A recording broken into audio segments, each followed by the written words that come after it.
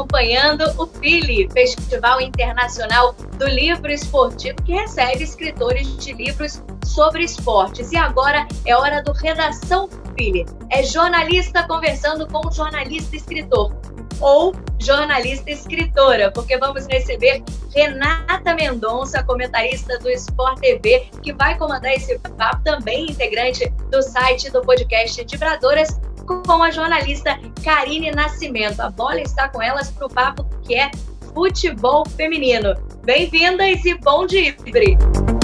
Eu sou a Renata Mendonça. Para quem conhece o Vibradoras já sabe que a gente só fala bom dibre, então vocês já estão acostumados. E eu sou do Vibradoras, sou comentarista também do Sport TV e estou aqui para apresentar um papo muito legal com uma pessoa que é autora do livro que tem o título mais interessante e mais criativo da história da humanidade, tá? Karine Nascimento, ela é autora do A Verdadeira Regra do Impedimento, né, Karine? Eu acho que você teve a melhor ideia de fazer um título de livro possível. Que honra! Bom dia, Renato! Que honra poder estar aqui com você, já acompanho seu trabalho há tanto tempo e estou bem feliz de poder conversar sobre esse livro, né? Poder falar um pouquinho da produção dele e poder falar do nome também, né? Porque já começa a partir daí. Exato. Para as mulheres, né, que gostam de futebol, elas estão acostumadas, infelizmente, a ter que responder esse tipo de coisa, né? O que é impedimento?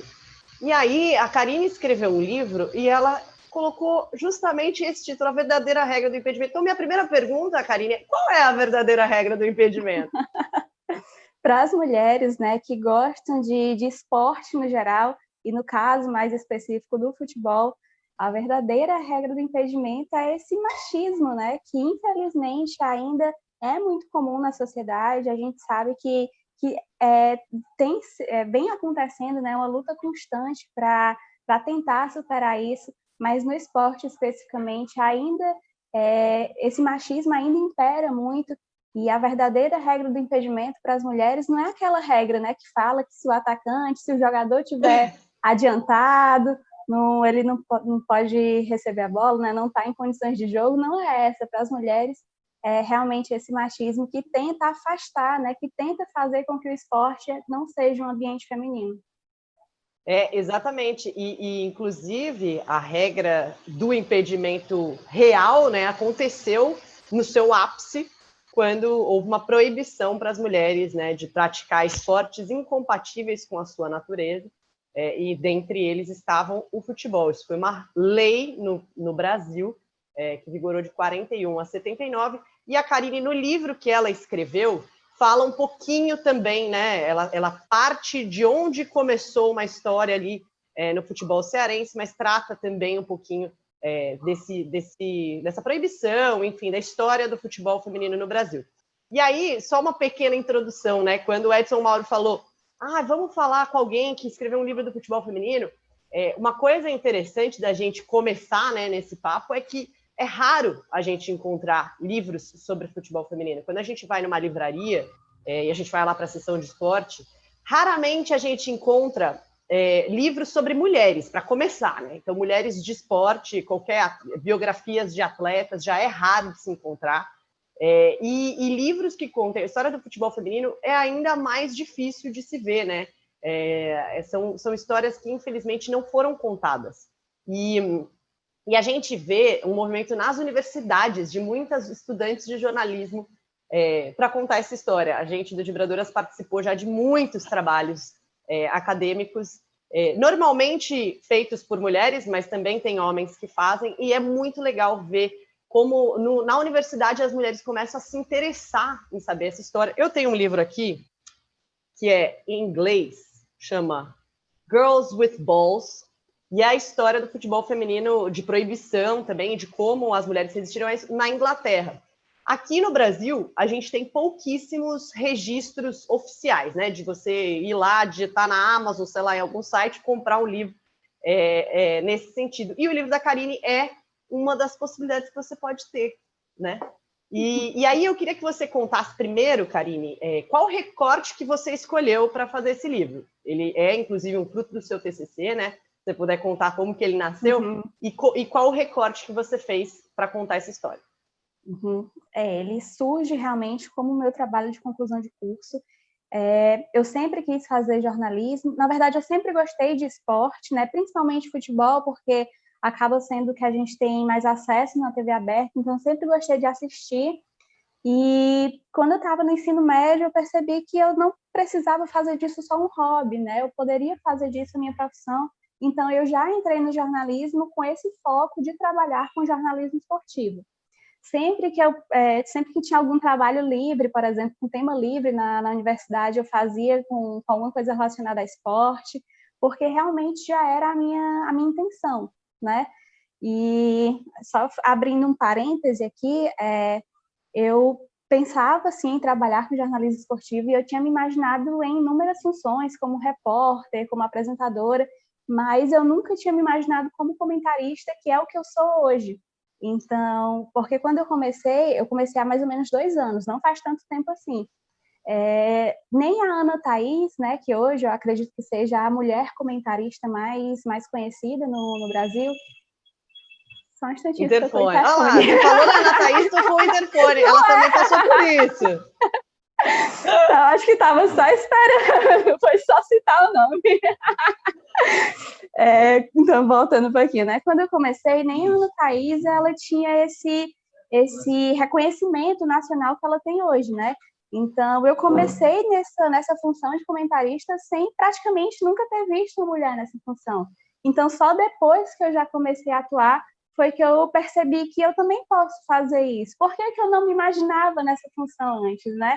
Então, hoje eu fico muito feliz de além de fazer essa função, né, além de trabalhar como comentarista, de ver a Ana Thaís, de ver você, Renata, porque a gente acaba naturalizando que essa profissão também é para as meninas, né? E eu acredito que para as mulheres, para as meninas que estão começando no jornalismo hoje, que estão começando, não necessariamente no jornalismo, mas que estão começando a assistir, a gostar de futebol, eu acho que ver uma mulher nessa função já é muito importante. Então, fica aí, de certa forma, o meu agradecimento também, né? Então, voltando agora à produção do livro, ele surge, como eu falei, como meu TCC, né? E eu queria, nesse TCC, unir 3 áreas que eu gostava muito. Primeiro, eu não queria fazer monografia, eu não queria seguir por essa área acadêmica. Então, dos temas, dos formatos, né? Eu escolhi o livro-reportagem. Eu já tinha escolhido o primeiro formato antes mesmo de decidir o tema.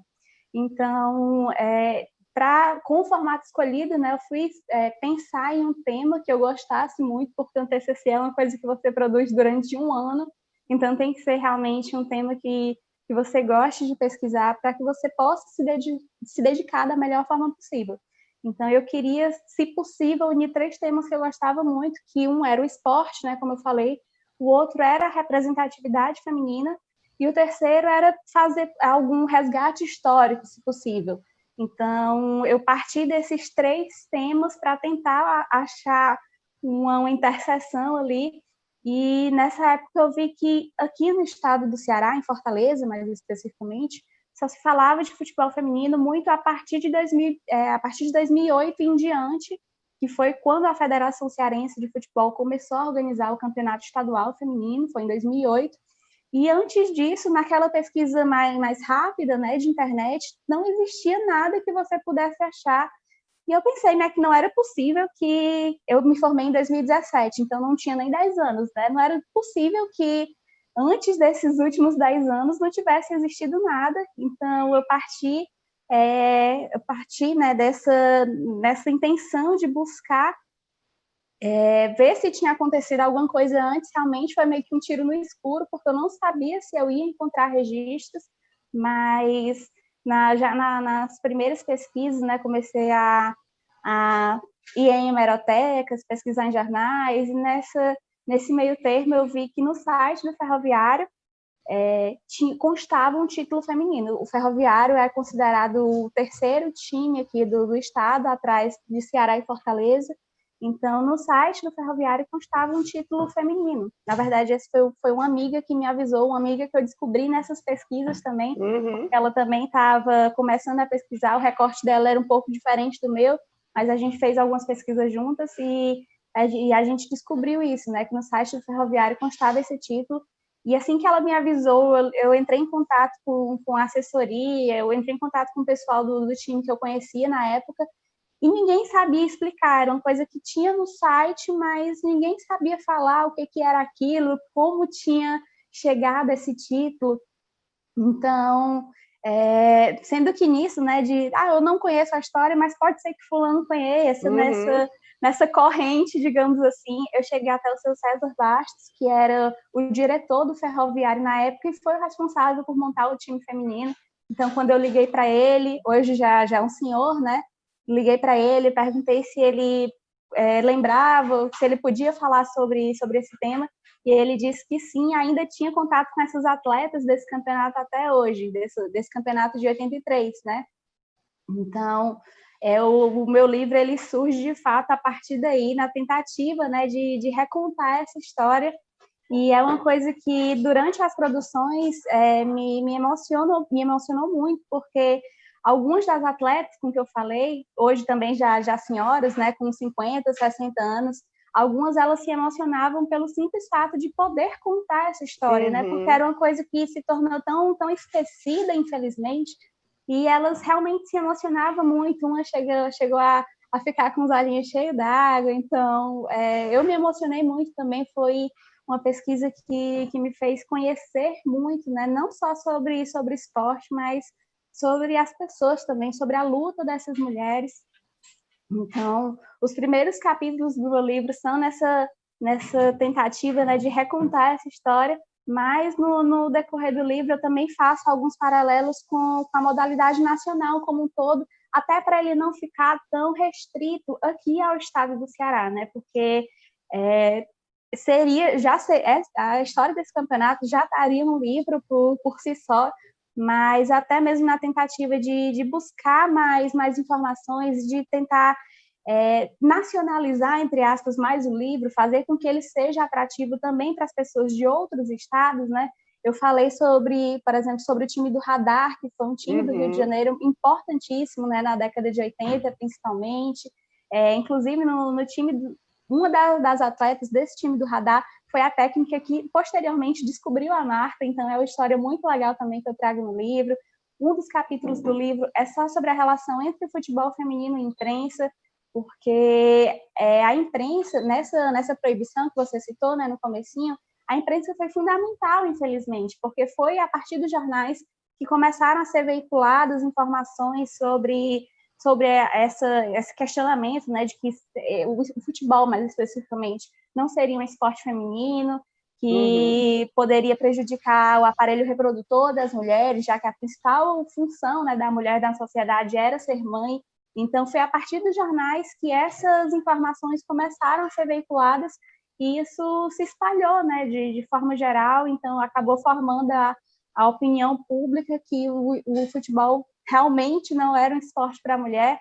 Então, a imprensa, infelizmente, teve um papel muito importante para essa proibição. E sobre essa proibição também, especificamente, é uma coisa que sempre quando eu estou participando de alguma live, alguma conversa no geral, eu costumo falar que durante o mesmo período em que o futebol feminino foi proibido por lei, entre 41 e 79, o futebol masculino ele foi tricampeão mundial.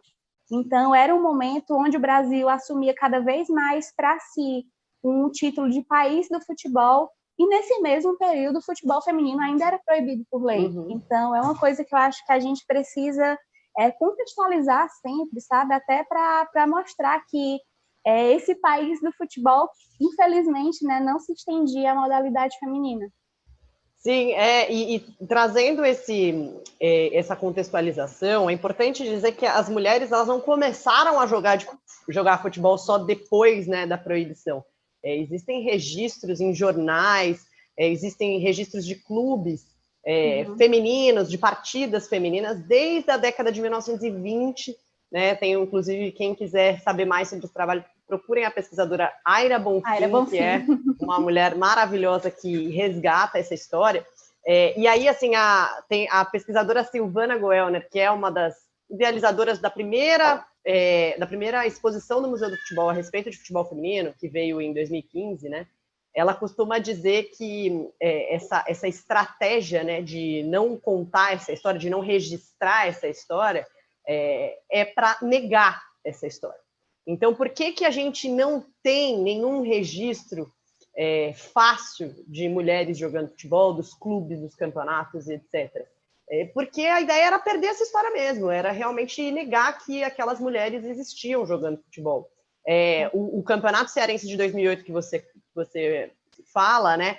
Por que ele começou a existir? Porque em 2007 a seleção brasileira foi vice-campeã mundial, houve um grande protesto no pódio, e aí uma pressão para a CBF organizar algum campeonato, que até então não havia campeonato de futebol feminino, e a CBF organizou a primeira Copa do Brasil, e aí para ter uma Copa do Brasil você precisava ter um critério de classificação. O que você tem que ter? Campeonatos estaduais. E aí as federações começaram a criar campeonatos estaduais. Em outros estados já havia campeonatos, mas enfim, esse ano é muito pontual por conta disso. Por que 2008? Porque 2008 teve que ter, né? Era meio que isso. Só que como você disse, a história ela começou a existir antes. E eu achei legal que você falou sobre as entrevistadas, porque é uma coisa que a gente nota muito quando a gente começa a tentar contar a história que não foi contada. Essas mulheres ficam muito emocionadas, porque, imagina, elas não tinham nada, elas não tinham nenhum reconhecimento. E a gente tem que agradecer muito que elas estão vivas, então é possível contar essa história.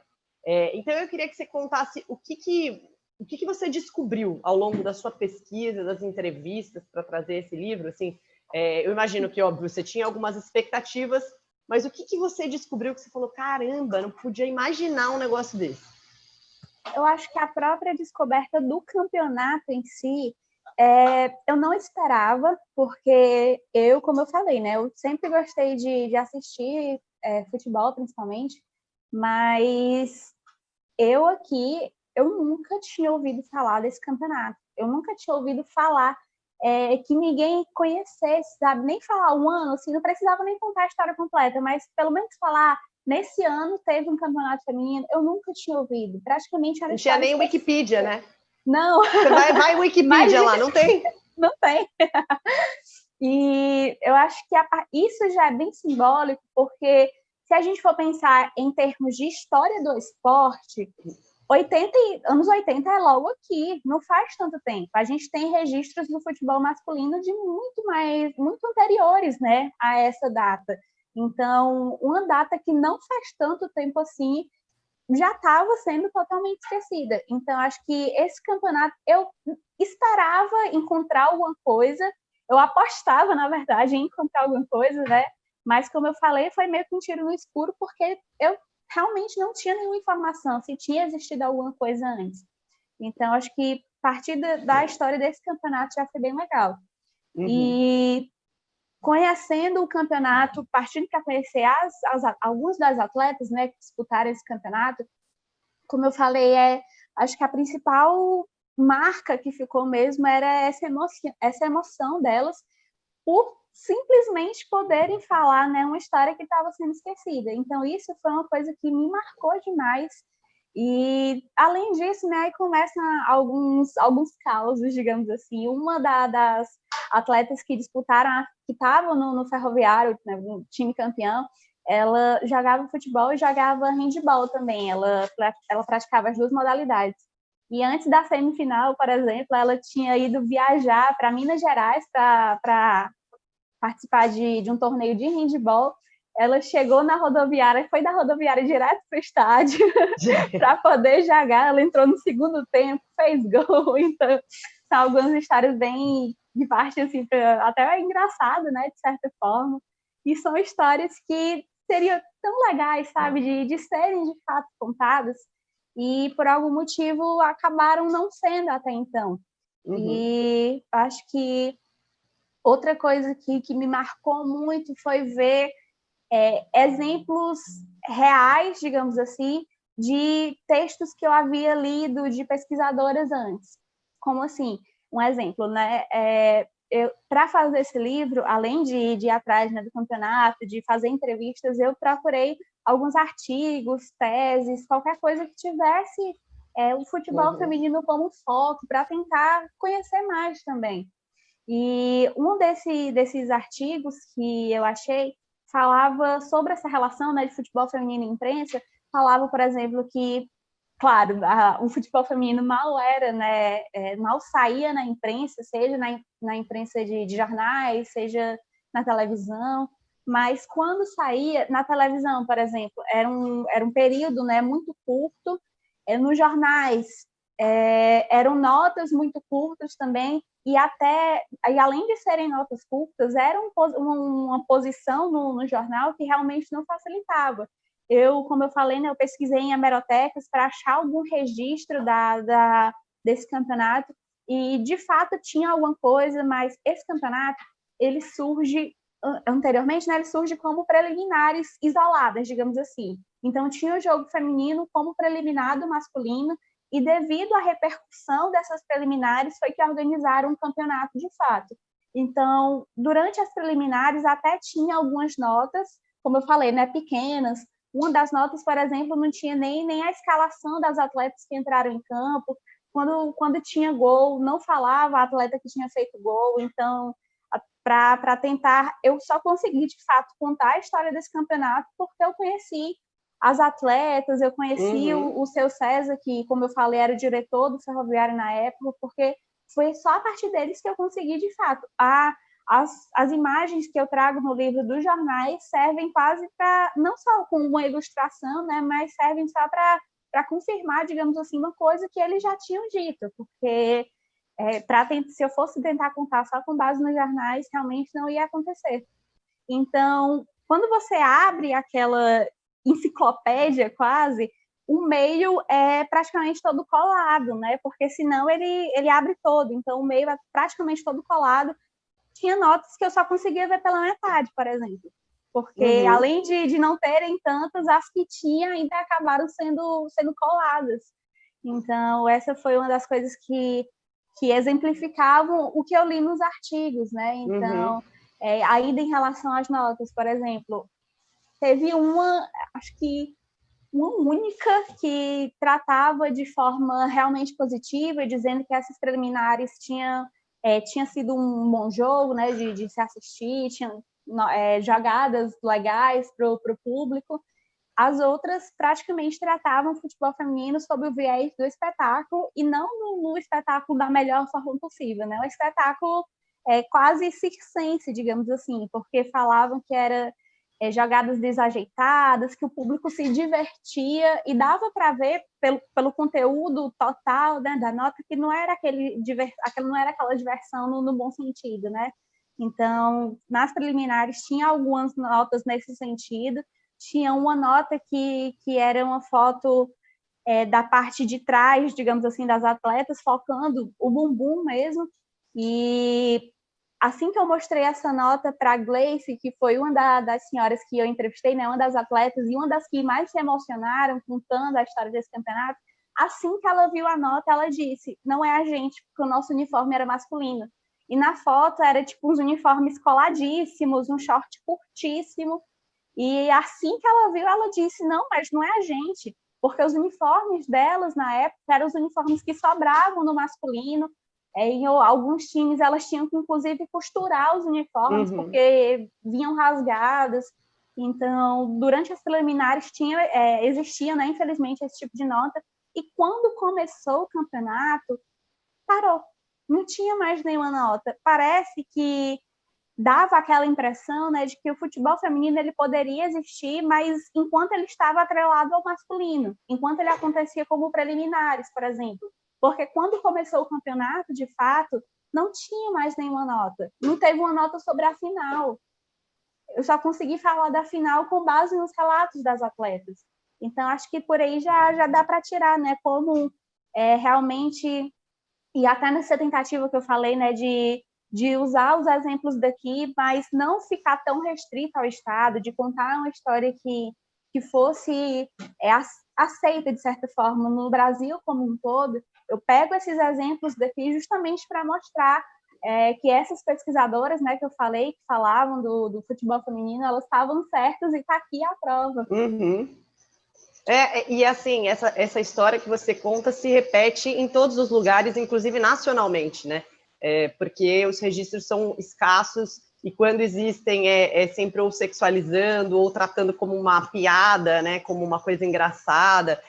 Se a gente pensar que o Museu do Futebol, que existe em São Paulo, no Pacaembu, só começou a ter algo sobre futebol feminino em 2015, ou seja, o museu se chamava Museu do Futebol, e não havia absolutamente nada de futebol feminino. E até uma coisa louca, porque ninguém se questionava do futebol isso. masculino, né? Não e na época ninguém se questionava. Eu fui várias vezes a esse museu e eu nunca parei para pensar, poxa, como assim não tem nada de futebol feminino?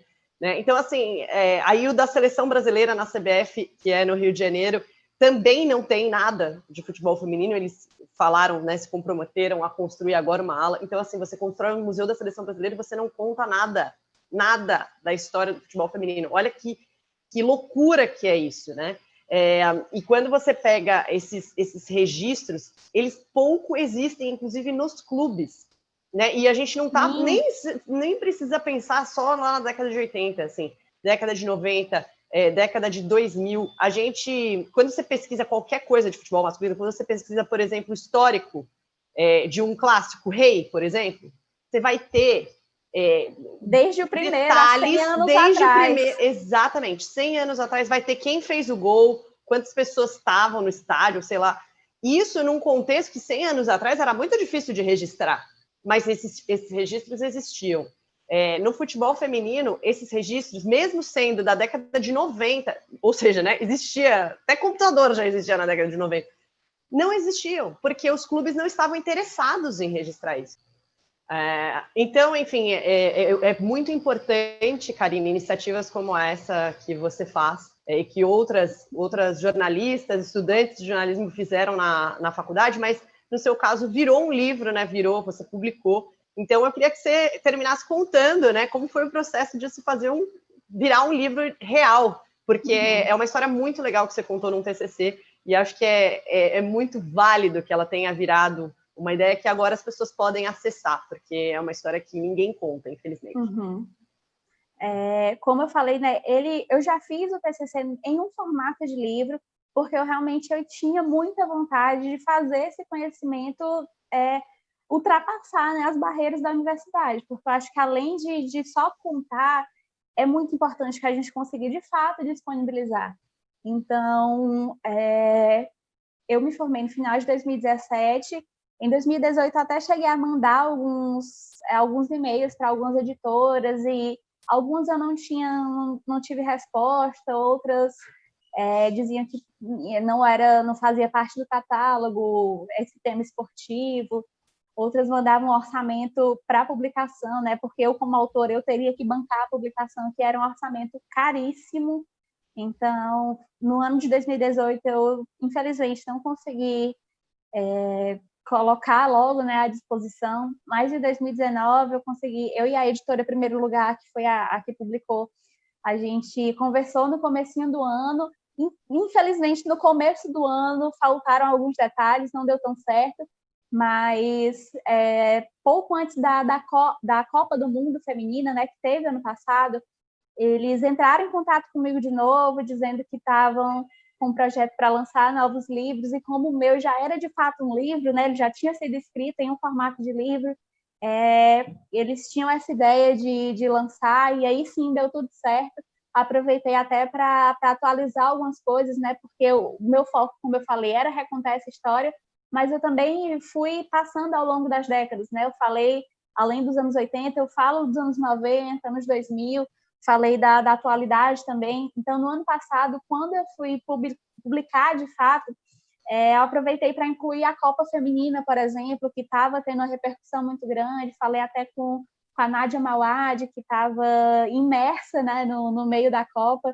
Então, foi uma forma bem legal de atualizar. E ele sai em novembro do ano passado. Infelizmente, não foi uma tiragem muito grande, né? Porque a editora não é tão grande assim também, mas já foi um início, né? E em abril desse ano já tinha sido esgotado. E aí, em junho, se eu não me engano, eu e a editora, a gente fez um financiamento coletivo para sair uma segunda tiragem, e a gente estabeleceu uma meta, né? Uma meta mínima para conseguir imprimir mais alguns exemplares, E uma segunda meta para, caso essa meta fosse batida, a gente iria inserir um novo capítulo. E essa meta foi batida e a gente inserir um novo capítulo sobre mulheres dirigentes no futebol. Porque nesse livro, além de falar das atletas, né, que estão em campo, de fato, eu falo das mulheres em geral. A gente até começou falando do título, né, logo no começo. Eu falo das mulheres em geral que estão imersas nesse meio esportivo. Então, eu falo das jornalistas, falo das torcedoras, das técnicas, das árbitras. E para esse novo capítulo, eu achei que um modo de ampliar essa representatividade, digamos assim, né, era falar das dirigentes. Então, eu falei com a Maria Vieira, que é uma presidente de um clube aqui do estado do Ceará, que é o Atlético Cearense. Ela assumiu em 2017 e é uma mulher que, particularmente, eu admiro demais. Então, falei com ela, falei com alguns pesquisadores também que falaram, né, fizeram dissertações sobre esse tema de mulheres dirigentes no futebol, falando do percentual que ainda é mínimo. Então, a segunda edição já saiu com esse novo capítulo. A segunda edição também está esgotada, mas vamos ver, né, se no futuro, pelo menos no futuro breve, a gente consegue mais exemplares, porque quando eu fiz esse livro, a minha intenção era, de fato, contar essa história, tornar essa história mais difundida, né, falar das inúmeras lutas que uma mulher tem pelo simples fato de gostar de futebol, de querer praticar, ou de querer assistir, de querer trabalhar com isso. Então, a minha intenção era realmente difundir essa história e acredito que, graças à editora, graças a tantas pessoas que têm esse interesse em conhecer esse assunto, a gente já conseguiu tornar essa história mais conhecida. Eu espero que ela seja ainda mais. Com certeza, acho que vem o próximo financiamento coletivo, que a gente possa ter mais produção desse livro. E, enfim, foi muito legal conversar com você, Karine. Eu acho que é muito legal a gente poder contar histórias de mulheres que vão atrás do que não foi contado, né? E tem muita história boa para ser contada que, infelizmente, ninguém registrou, mas as mulheres ainda estão vivas aí para contar essa história. A gente precisa aproveitar. E uma coisa, até rapidinho aqui, só fazendo um parênteses também, é uma coisa até que foi a Ana Thaís, eu tive a honra de ter a Ana Thaís assinando a orelha do meu livro, e ela até fala bem no comecinho que é muito importante que a gente tenha as mulheres como contadoras dessas histórias, né? Não só como objeto de pesquisa. Uhum. Então, é muito importante realmente que a gente vá atrás, né? Porque tem, sim, muito mais história ainda para ser contada, e acho que aos poucos a gente vai conseguindo. Perfeito, muito legal conversar com você, Karine. Então, o pessoal que tiver interesse em saber mais sobre esse livro, segue as redes sociais da Karine, fala pra gente, que aí você vai divulgar lá quando tiver uma outra possibilidade de comprar esse livro, correto? Exatamente. É Karine Nascimento, o Nascimento sem o A, tá? Então, Karine em Nascimento. E quem tiver interesse, né, pode me mandar uma mensagem por lá, porque eu até deixo já guardadinho, porque se tiver uma nova possibilidade, uma nova campanha de financiamento, eu já aproveito para avisar por lá, né? Então, esse arroba é tanto do Twitter como do Instagram, pode mandar mensagem que eu vou ficar bem feliz. Boa! Foi muito bom conversar com você, Karine, é um prazer participar desse festival, contando um pouco de histórias de futebol feminino, de mulheres no futebol, porque, infelizmente, a gente não vê tanto disso, né, na grande mídia, nas livrarias, e a gente precisa cada vez mais falar sobre essa história, contar essa história e exaltar essas mulheres que conseguiram construir um protagonismo numa área tão difícil, tão machista, em que a verdadeira regra do impedimento impera ainda, infelizmente. Obrigada, Karine. Um beijo para todo mundo que acompanhou e esperamos a nova edição. Vai acontecer, vai acontecer. Tomara, beijo. Obrigada também. Muito obrigada, Renata Mendonça e a Karine Nascimento. Ótimo papo sobre futebol feminino. Infelizmente, estamos chegando ao fim do primeiro dia do Festival Internacional do Livro Esportivo do FILE. O encontro de hoje, a gente recebeu escritores de livros que falam sobre todos os esportes: Juca Kfouri, Carlos Andreasa, Luiz Miguel Pereira, Karine Nascimento. E amanhã tem muito mais na programação do segundo dia do FILE. fiquem ligados. Se você perdeu alguma coisa do evento de hoje, não tem problema. Vai ficar salvo aqui no canal da Escola de Comunicação do IBMR. Aproveita, se inscreve, ativa as notificações, porque amanhã tem muito mais. Sérgio Xavier Filho, Theo Benjamin, Rui Castro, Lédio Carmona, todos aqui no Festival Internacional do Livro Esportivo. Espero vocês, hein? Até amanhã!